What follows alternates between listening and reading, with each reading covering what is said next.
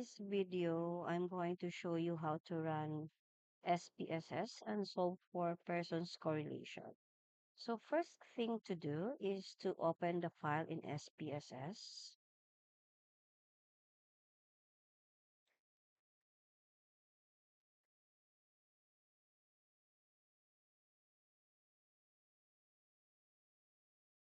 So you now have the data. So I have here the data for the time spent watching TV and the data for cholesterol level. So this is an example of a study of a human lifestyle. So you have here the data view and the variable view. Okay. So in person correlation, it is the test to measure or determine the strength or direction of a linear relationship between two continuous variable, and it generates coefficient called the person R. So and there are five assumptions. So first assumption is it has to be continuous. The second, it has to be paired. The third is that it needs to be linear. The fourth assumption is that there should be no outliers. And then the fifth one is that it has to satisfy the assumption of bivariate normality. So in this, we have to test all these five assumptions. So for the first and second assumptions, it's satisfied already because as you can see on this data, it is continuous and also it is paired. So for the third assumption, which is it has to be linear, we have to check it is, or we have to check it in a scatter graph.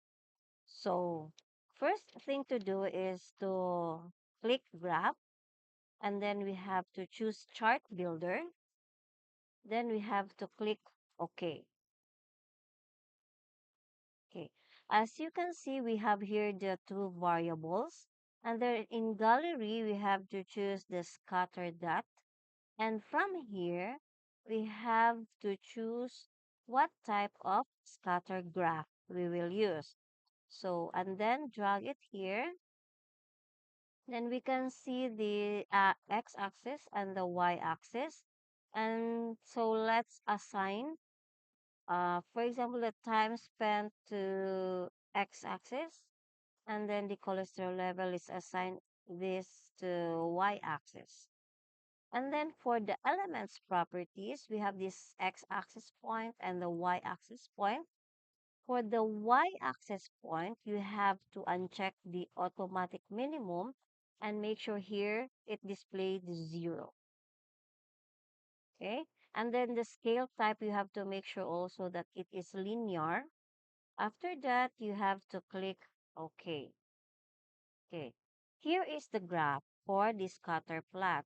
So as you can see, here is the resulting output. It is linear y because you can draw a line from here to there. And then it seems that the data is linear. There is no significant outliers because there are no dots here.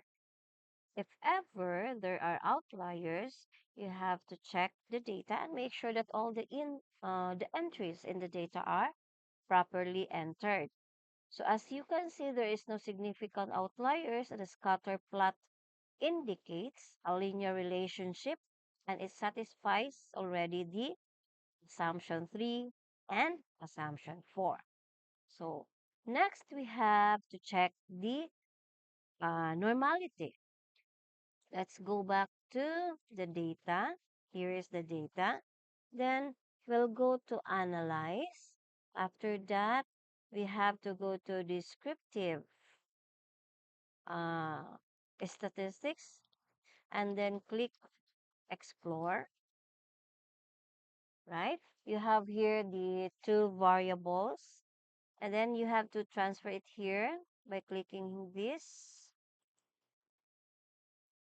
Next, we have to click flats and uncheck this descriptive stem and leaf.